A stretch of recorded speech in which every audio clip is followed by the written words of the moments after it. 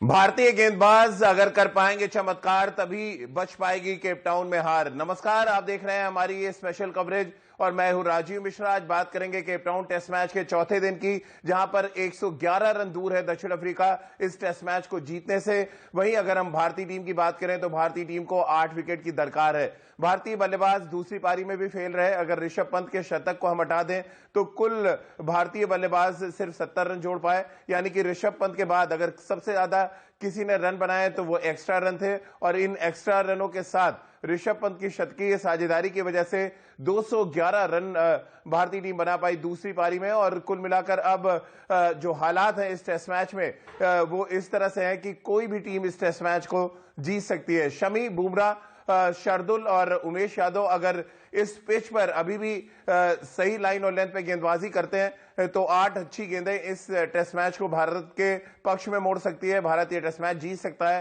Cape Town में पहली बार test match जीतने का मौका है भारतीय टीम के पास, और दक्षिण अफ्रीका में पहली बार इतिहास रचने का भी, क्योंकि भारतीय टीम आज तक कोई भी टेस्ट सीरीज नहीं जीत पाई है दक्षिण अफ्रीका में। इन सभी मुद्दों पे बातचीत करेंगे और भारत के पास कितने मौके हैं इस टेस्ट मैच को जीतने के, इस पर बहुत डिटेल में बातचीत करेंगे। क्योंकि पिच में अभी भी तेज गेंदबाजों के लिए मदद है और इस मदद का अगर फायदा उठाते हैं भारतीय तेज गेंदबाज खासतौर से पहले सेशन में, तो ये मैच अभी भी भारत के पक्ष में आ सकता है। पीटरसन को आउट करना बहुत जरूरी है, जो लगातार दूसरी पारी में भी बहुत शानदार बल्लेबाजी और पॉजिटिव अंदाज में उन्होंने बल्लेबाजी की। डीआरएस की वजह से भारतीय टीम को थोड़ा नुकसान भी हुआ, क्योंकि डीन एल्गर अश्विन के गेंद पे साफ आउट थे। वहां पर गुस्सा भी नजर आया विराट कोहली का, उस पर भी बातचीत करेंगे। राजकुमार शर्मा जी, विराट के कोच, हमारे साथ इस समय जुड़ चुके हैं। राजकुमार जी, चमत्कार होगा या हार मिलने वाली है एक और केपटाउन में, और लगातार ये दूसरा मौका होगा जब 200 प्लस का स्कोर दक्षिण अफ्रीका चौथी पारी में चेस कर जाएगा? नहीं, मुझे नहीं लगता राजीव कि इतना आसान होगा साउथ अफ्रीका के लिए ये स्कोर चेज करना। भारतीय टीम मुझे लगता है कि पूरे मनोबल के साथ आज गेंदबाजी करेगी और बहुत पॉजिटिव है कप्तान। और बिल्कुल अभी ऐसा कुछ नहीं है, 111 रन बनाने बहुत आसान नहीं है। अर्ली विकेट्स अगर पीटरसन को स्पेशली और बमुआ को अगर हम जल्दी आउट करते हैं तो मुझे नहीं लगता कि बहुत बैटिंग है साउथ अफ्रीका के पास। और मुझे पूरी आशा है कि भारत अगर डिसिप्लिन गेंदबाजी करता है और शुरू की अगर 1-2 विकेटें जल्दी मिलती हैं भारत को, तो अभी भी ये मैच भारत के पक्ष में जा सकता है। तो मेरा तो ये मानना है कि भारत को अपना सब कुछ, भारतीय गेंदबाजों को अपना सब कुछ झोंक देना होगा। मोर देन 100% ट्राई करना होगा यहाँ पर, और फील्डर्स को उनका साथ देना होगा। तो भारत अभी भी इस टेस्ट मैच में ये मैच जीत सकता है और ये सीरीज जीतने का एक जो बहुत ही सुनहरा मौका है उसको पूरा कर सकता है। सवा भाई, राजकुमार सर को तो ढेर सारी उम्मीदें हैं, अब आपको कितनी उम्मीदें बची हैं? क्योंकि 111 रन कोई बहुत ज्यादा नहीं लग रहा है जब पीटरसन बल्लेबाजी कर रहे हैं। और एक बड़ा फर्क तो नजर आ रहा है, जब पीटरसन और ऋषभ पंत जैसे स्ट्रोक प्लेयर खेल रहे हैं तो पिच बहुत आसान लग रही है। जब विराट कोहली बैटिंग कर रहे थे या डीन एल्गर बैटिंग कर रहे थे तो पिच उतनी ही कठिन नजर आ रही थी, क्योंकि वो अपने शॉट्स नहीं खेल रहे थे। क्या रीजन आप देख पा रहे हैं? दो डिफरेंट अप्रोचेस नजर आए, दो डिफरेंट तरीके की गेंदबाजी इसको कहेंगे, क्या कहेंगे इस टेस्ट मैच की अभी तक की स्थिति को लेकर? देखिए, जिस तरह का विकेट है राजीव, यहाँ पर टॉल पेस बोलो उसको फायदा मिला है। चाहे वो रबाडा हो या फिर मार्को यानसन हो या फिर अनगीडी क्यों ना हो, वहां पर स्टीप बाउंस मिल रहा है। भारत के पास अगर अब बुमराह को छोड़ दे तो कोई उस तरह के लंबे कद का बॉलर है नहीं। इस वजह से कई बार दक्षिण अफ्रीका के बैटर्स को इस विकेट पर जी। विशेष करके खेलने में उतनी परेशानी नहीं हो रही है। पर उसके बावजूद मुझे लगता है, चूंकि हमारे पास ज्यादा अनुभव है, आज का दिन बहुत ही ज्यादा महत्वपूर्ण रहेगा। हमें ध्यान ये रखना है राजीव कि साझेदारी बननी नहीं देनी है, क्योंकि अभी सिर्फ 111 रन है। अगर एक बड़ी साझेदारी होगी 50-60 रन की, तो फिर वहां से भारत को वापस आना या फिर मैच जीतना बड़ा कठिन हो जाएगा। मुझे लगता है अभी भी ये मैच जो है दक्षिण अफ्रीका के फेवर में है। 60-40 है, और वो 40% को हम लोग 60 से ज्यादा बना सकते हैं अगर अगर अनुशासन के साथ गेंदबाजी करें और साझेदारी ना बनने दें। बहुत जरूरी है कि पहले आधे घंटे 1 घंटे में हम कीगन पीटरसन को अगर हम आउट कर देते हैं तो बहुत बड़ा काम भारतीय बॉलर्स की। बात यह है कि डीन एल्गर को भारत ने आउट कर दिया है।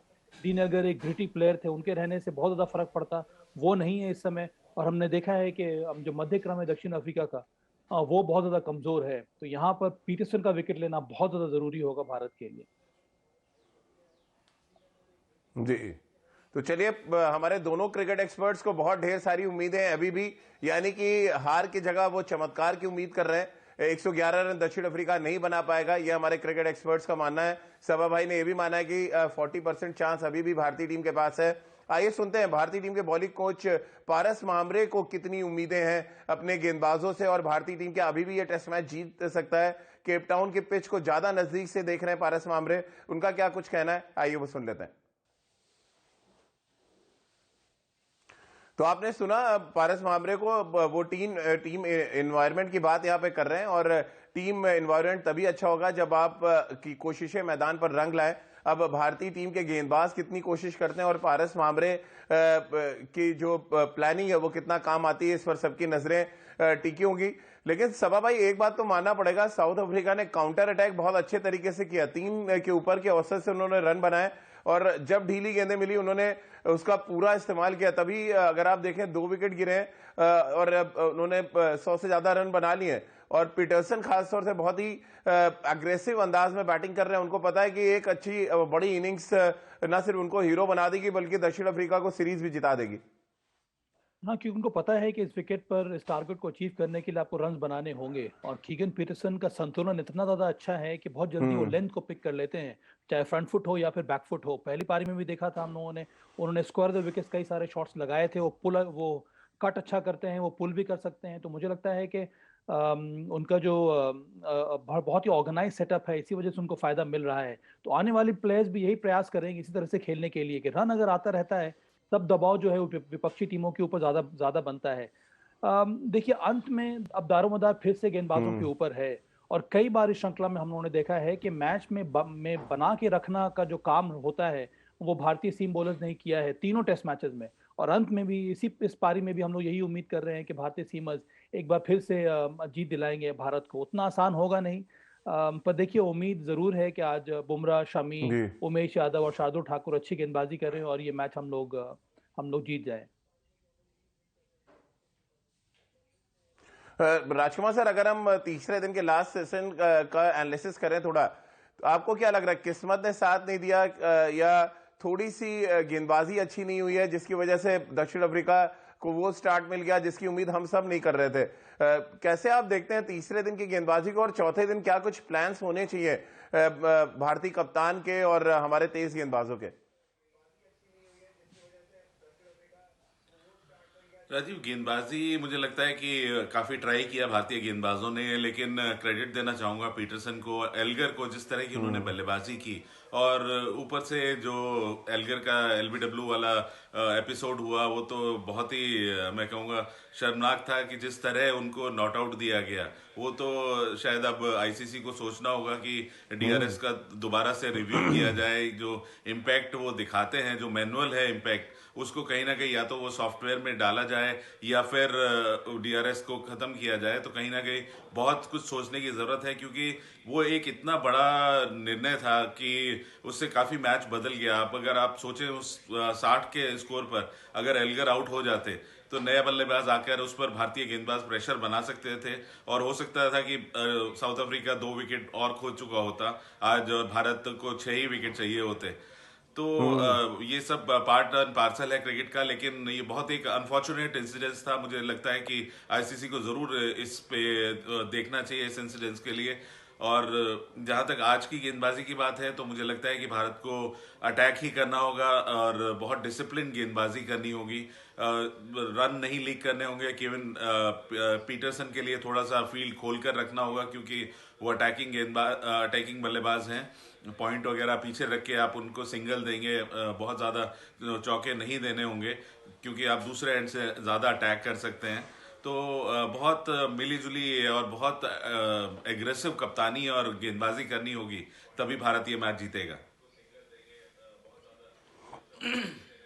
सबा भाई, अंपायरिंग को लेके जो राजकुमार सर ने सवाल खड़े किए, आपको भी लग रहा है बहुत ही निर्णायक मोड़ पे वो एक गलत फैसला था? विराट ने स्टंप माइक पे भी जाके अंपायर के खिलाफ बोला है, उस पर एक्शन भी हो सकता है, और काफी देर तक वो एरास्मस के साथ बहस भी करते नजर आए। ये क्या मैनिपुलेट भी किया जा सकता है हॉकाई को, जिस तरह से नॉट आउट दिया है थर्ड अंपायर ने? देखिए, सवाल यहाँ पर उठ रहे हैं फिर से डीआरएस टेक्नोलॉजी के ऊपर, कि जो जो इम्पैक्ट है और बॉल कहाँ पर जाके टकरानी है, ये बहुत कुछ निर्भर करता है उस शख्स के ऊपर जो इसको हैंडल कर रहा है। और पर मुझे लगता है अब टेक्नोलॉजी में इतना ज़्यादा सुधार आ गया है कि वो करना उतना आसान नहीं होता है, और इसी वजह से एक यूनिफॉर्मिटी आ गई है जहाँ जहाँ भी डीआरएस की टेक्नोलॉजी इस्तेमाल की जा रही है। पर इस बार जैसा कि हम लोग सब बात कर रहे हैं, कल तो ऐसा लग रहा था, इनफैक्ट अंपायर एरास्मस ने भी ये कहा कि वो भी बहुत ज़्यादा सरप्राइज हैं, क्योंकि उन्होंने तो पहले उंगली उठा दी थी। उसके बाद जब डीआरएस लिया गया तब ऐसा लगा कि बॉल जो है वो विकेटों पे टकराती नहीं। डीन एल्गर भी वापस जाने के लिए तैयार हो गए थे। तो इसमें वही मुझे लगता है कि बारीकी से ध्यान देना होगा कि अगर आप टेक्नोलॉजी का इस्तेमाल कर रहे हैं तो वहाँ पर फूल प्रूफ टेक्नोलॉजी होनी चाहिए। वहाँ पर कोई भी वो प्रोबेबिलिटी का नहीं होना चाहिए कि आउट है कि नहीं आउट है। ये समस्या इसके पहले भी देखने को मिली है, क्योंकि ये बहुत कुछ निर्भर करता है प्रोबेबिलिटी के ऊपर, जो कि एक मैथमेटिकल इक्वेशन है राजीव। और ये इस टेक्नोलॉजी के ऊपर बहुत सालों से रिसर्च होता आ रहा है, उसके बाद ये टेक्नोलॉजी का इस्तेमाल किया जा रहा है। तो अंत में अब फिर से मुझे लगता है कि आईसीसी को ध्यान देना होगा और फिर से विशेषज्ञों को बुलाना पड़ेगा कि किस तरह से इसको और ज़्यादा मजबूत किया जाए। जी सबा भाई, एक चीज और मैच में नजर आई, अपार्ट फ्रॉम डीआरएस हमारे गेंदबाजों ने रन बहुत लुटाए। 3 का जो औसत है लगभग सारे गेंदबाजों का रहा, वो चाहे शमी का हम स्पेल देख लें, जसप्रीत बुमराह का देख लें या उमेश यादव का देख लें। क्या रीजन आप देख पा रहे हैं? विकेट की दोनों तरफ गेंदबाजी हुई, उससे आज बचना पड़ेगा, आपको एक साइड डालना पड़ेगा, या जरूरत से ज्यादा एजेस के चौके गए हैं, यानी थर्डमैन का एरिया जो हम लगातार बात कर रहे हैं, वेकेंट छोड़ रहे हैं और वहां पे ढेर सारे चौके जा रहे हैं? हाँ, ये बहुत बड़ी समस्या होती है किसी भी टीम के लिए, एक फील्डिंग कैप्टन के लिए, कि आप कब वो अटैक करें, कब आप डिफेंड करें। विशेष करके जब आप टारगेट इतना छोटा होता है तो आप प्रयास यही करते हैं आपको विकेट मिलते रहना चाहिए। इसमें आप कई बार रन्स जो है लीक कर देते हैं। पर भारत को सबक लेना होगा, जिस तरह से दूसरी पारी के थर्ड डे जिस तरह से दक्षिण अफ्रीका के बॉलर्स ने गेंदबाजी की, आपको याद होगा राजीव, सेकेंड डे जब भारत बल्लेबाजी करने आया था दूसरी पारी में, तो थर्ड डे के अंत में करीब 50 रन बना दिए थे सिर्फ 17 ओवर में भारत ने।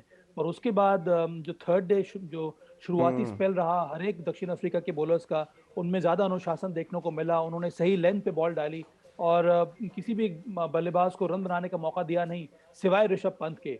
तो मुझे लगता है अगर उसी प्रकार के अनुशासन के साथ हमारे गेंदबाज आज बॉलिंग करेंगे, तभी हम मैच में ज़्यादा लंबे समय तक बने रह सकते हैं। और तब आपके पास मौका मिलेगा विकेट लेने का, तब आपके पास मौका मिलेगा अगर वो साझेदारी बनती भी है उसको तोड़ने का। अगर रन बहुत जल्दी आप लीक कर देंगे तो मैच बहुत जल्दी खत्म हो सकता है। इसीलिए दबाव को बरकरार रखने के लिए बहुत ज़रूरी है कि आप एक बहुत ही चतुराई के साथ फील्ड सजाएं। थर्ड मैन का जो एरिया है बहुत ज़्यादा इंपॉर्टेंट एरिया है। मुझे लगता है आज ज़रूर वहाँ पर विराट कोहली को एक फील्डर वहाँ पर लगाना होगा, ताकि आसानी से वहाँ पर उस क्षेत्र में कम से कम रन्स ना जाए। और दूसरी बात ये भी है कि अगर बैटर धीमे हाथ से खेल रहा है तो वहाँ पर बॉल जाने के चांसेस बहुत ज़्यादा है। इसीलिए बहुत ज़रूरी है कि आप बैटर को ध्यान में रखकर उस प्रकार से आप फील्ड सजाएं। बिल्कुल राजकुमार सर, थोड़ी बात बल्लेबाजी की भी कर लें। ऋषभ पंत एक तरफ शतक लगाते हैं, वहीं बाकी के जो बल्लेबाज हैं वो सिर्फ 70 रन जोड़ पाते हैं। विराट कोहली पूरी तरह से बॉब डाउन हो गए थे क्योंकि उनके एरिया में बॉलिंग नहीं करी दक्षिण अफ्रीका ने। कैसे आप देखते हैं बैटिंग का लगातार फेल होना? ये तो बहुत वरिंग फैक्टर है। अगर ऋषभ पंत का शतक हटाते तो हम कल ही मैच हार गए थे ऑलमोस्ट। नहीं, बिल्कुल राजीव, आपने ठीक कहा है। बहुत अनफॉर्चुनेट है जिस तरह की बल्लेबाजी भारत ने की है, और मुझे लगता है कि कहीं ना कहीं टेक्निक की कमी है, और मतलब मुझे लगता है कि कहीं ना कहीं एप्लीकेशन में भी कमी दिखी।